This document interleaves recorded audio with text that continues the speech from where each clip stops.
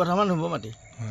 কি খেতি কৰে ইয়াতে মই আমাৰ ৰবি শস্যৰ ভিতৰত কবি, ৰঙালাও, তাৰপিছত ফুলকবি, ওলকবি, বন্ধাকবি, পানীলাও, তাৰপিছত পালেং, ধনিয়া, লাই ইত্যাদি বিভিন্ন ধৰণৰ। এইবাৰ কিমানমান কবি বিক্ৰী কৰিলে? এতিয়া 1 কুইণ্টেলমান মই বিক্ৰী কৰিছোঁ আৰু মই এইখিনি আছেই, গতিকে আৰু 2-3 কিলোমান হ'ব আৰু। ৰাইজকো দান কৰে? মই ৰাইজকো দিওঁ আৰু এতিয়া মানে প্ৰায় মানুহ আলহী মোৰ ঘৰলৈ আহে, আলহী আহিলে প্ৰত্যেককে মই কবি এটা দুটা কিবা এনেকৈ দিয়েই থাকিব, সহায় কৰিব অকণমান আৰু। কেজি কিমান কৰিব? এতিয়া বৰ্তমান কেজি আমাৰ 30 টকা 25 টকা এনেকৈ বিক্ৰী কৰি আছোঁ। আপোনাৰ বৰ্তমান বয়স কিমান হৈছে? মোৰ বৰ্তমান বয়স 80 বছৰ। 80 বছৰ ক্ৰছ কৰিছে আৰু। আপুনি মানে ৰিটায়াৰ হোৱাৰ লগে পিছতে? ৰিটায়াৰ হোৱাৰ পাছৰ পৰাই আগতেও কৰি আছিলোঁ, কিন্তু ৰিটায়াৰ হোৱাৰ পূৰা লাগি থাকোঁ আৰু। অন্য বেলেগ কাম নাই, গতিকে ইয়াতে লাগি থাকোঁ আৰু। কিমান সময় লাগে? মই ৰাতিপুৱা 5টাতে বাইচিকত সোমাই 2 ঘণ্টামান কাম কৰোঁ আৰু আকৌ আবেলি 2 ঘণ্টামান কাম কৰোঁ। হয়, আৰু কি ক'ব?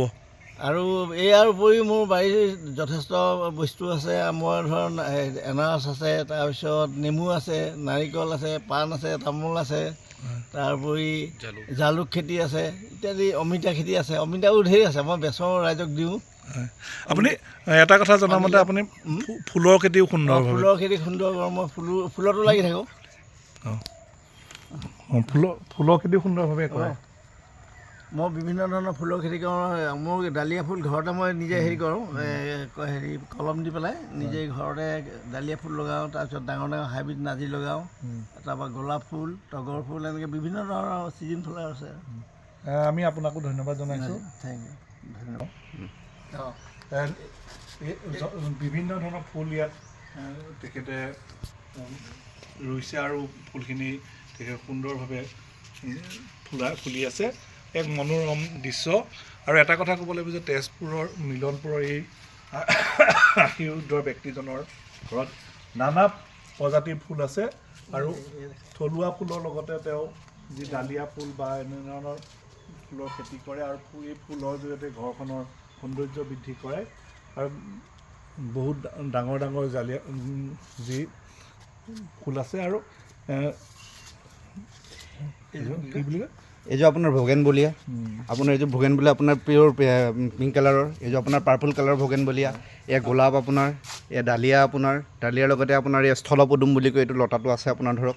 তাৰ লগতে যথেষ্ট ফুল আছে। আপুনি যিবিলাক ফুল মানে ইয়াত ৰুৱে আৰু এই ফুলবিলাক দেখুৱাওকচোন। নাৰ্জি ফুল, এয়াই নাৰ্জি ফুল, বিভিন্ন প্ৰজাতিৰ ধৰণৰ ৰঙা, হালধীয়া, ডাঙৰ ডাঙৰ হাইব্ৰিডৰ ফুল আছে।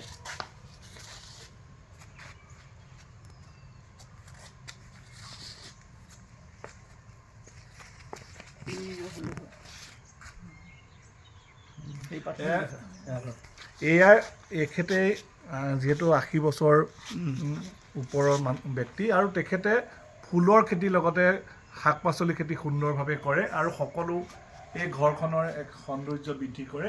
এটা কথা ক'ব লাগিব যে 80 বছৰ বয়সত সচৰাচৰ মানুহে ঘৰতে সোমাই থাকে, কিন্তু গোলাপ বৰুৱাদেৱে এনেধৰণৰ ফুলৰ খেতি কৰে বা কবি খেতি কৰে পুৱাৰ পৰা ব্যস্ত হয়। আৰু আমিও তেখেতৰ যি উজ্জ্বল ভৱিষ্যত কামনা কৰিছোঁ আৰু তেখেতৰ যি আগন্তুক দিনখন তেখেতে সুন্দৰভাৱে যাতে খেতিপথাৰত নিয়োজিত হৈ থাকে তাৰে কামনা কৰিছোঁ।